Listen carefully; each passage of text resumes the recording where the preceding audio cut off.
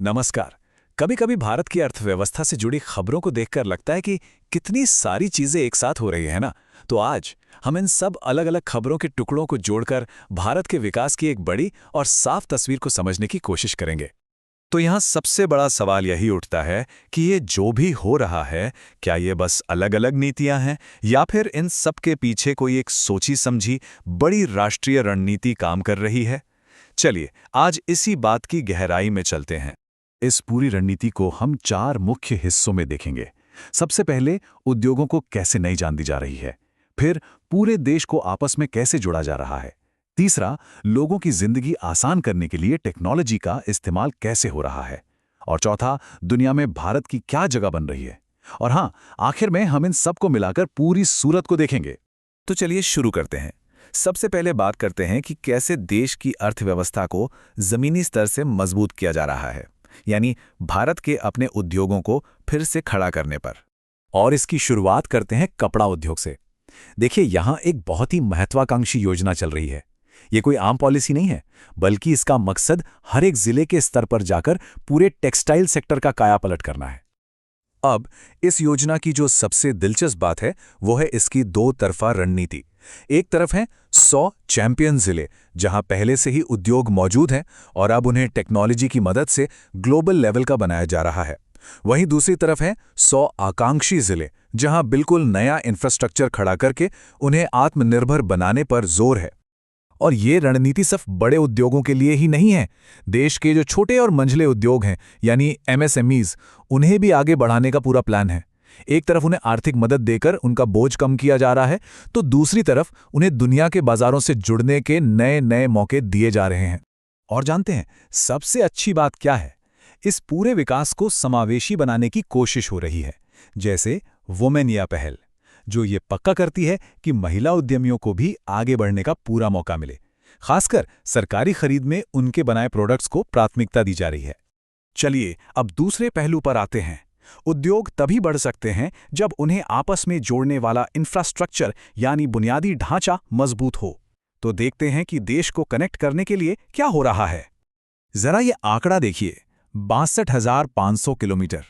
ये प्रधानमंत्री ग्राम सड़क योजना के अगले चरण का लक्ष्य है। अंदाजा लगाइए, ये इतनी लंबी सड़क है कि दिल्ली से मुंबई के लगभग 45 चक्कर लग जाएं। ये वाकई में एक बहुत बड़ा मिशन है। पर ये सिर्फ किलोमीटर के आंकड़े नहीं हैं। इसका असली मकसद तो उन 25,000 दूर दराज की बस्तियों को मुख्य धारा से जोड़ना है, जो आज तक एक तरह से कटे हुए थे।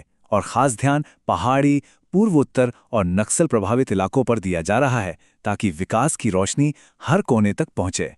सड़कों के बाद एक और बहुत जरूरी कनेक्शन है, और वो है ऊर्जा का। और इस क्षेत्र में भारत ने एक बहुत बड़ी ऐतिहासिक उपलब्धि हासिल की है। 5 लाख सर्किट किलोमीटर, ये है भारत के नेशनल पावर ग्रिड की कुल लंबाई। सोचकर देखिए, ये बिजली की तारों का इतना बड़ा जाल है जो हमारी धरती के 12 से भी ज्यादा चक्कर लगा सकता है। और ये सिर्फ एक नंबर नहीं है, ये एक राष्ट्र एक ग्रिड के सपने के सच होने जैसा है। इसका सीधा मतलब ये है कि अब कश्मीर में पैदा हुई बिजली कन्याकुमारी तक बिना किसी रुकावट के पहुंच सकती है।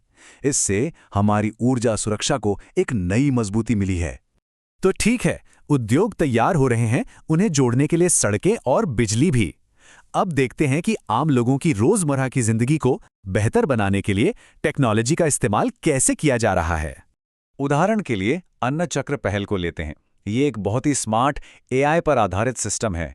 ये पक्का करता है कि सरकारी राशन की दुकानों तक अनाज सही समय पर और सही मात्रा में पहुंचे। मतलब टेक्नोलॉजी की मदद से ये सुनिश्चित किया जा रहा है कि किसी को भी भूखा ना रहना पड़े।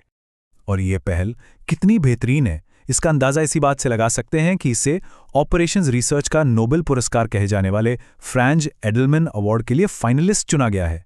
ये दुनिया भर में भारत के इनोवेशन का एक बड़ा सम्मान है। और हाँ, इनोवेशन का मतलब सिर्फ आज की समस्याओं को सुलझाना नहीं, बल्कि कल के लिए तैयार होना भी है। इसीलिए skill the nation AI challenge जैसे कार्यक्रम शुरू किए जा रहे हैं, ताकि हमारी आने वाली पीढ़ी, हमारे बच्चे एआई की इस नई दुनिया के लिए पूरी तरह से तैयार हों। अच्छा, तो अब तक हमने देश के अंदर की बात की। चलिए अब जरा बाहर की तरफ देखते हैं कि भारत के इस विकास को अंतर्राष्ट्रीय स्तर पर कैसे देखा जा रहा है और कैसे मापा जा रहा है। सबसे पहले बात कृषि की। यहाँ भारत ने एक बहुत बड़ा मुकाम हासिल किया है। अब हम चीन को पीछे छोड़ते हुए दुनिया के सबसे बड़े चावल उत्पादक बन गए हैं। ये हमारे किसानों की मेहनत और हमारी कृषि शक्ति को दिखाता है। अब आते हैं मैन्युफैक्चरिंग पर। एशिया में भारत की रैंकिंग 6ठी है। ये एक अच्छी जगह है, लेकिन ये भी दिखाती है कि चीन और वियतनाम जैसे देशों से मुकाबला कितना कड़ा है और अभी हमें और आगे जाना है।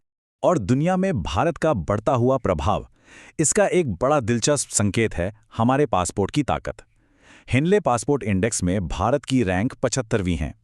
इसका मतलब ये है कि अब भारतीय नागरिक पहले के मुकाबले कई ज्यादा देशों में आसानी से यात्रा कर सकते हैं।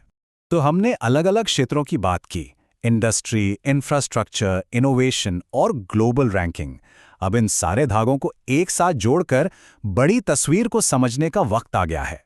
तो अब शायद ये साफ हो रहा होगा कि ये सब चीजें एक दूसरे से कैसे जुड़ी हुई हैं।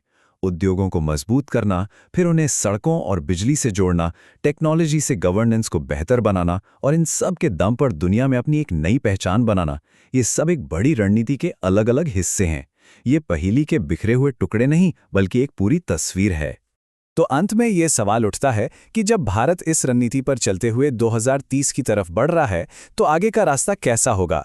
कौन सी नई चुनौतियां हमारे सामने आएंगी और कौन से नए मौके हमारा इंतजार कर रहे हैं? इसी सवाल का जवाब आने वाले दशक में भारत की कहानी लिखेगा।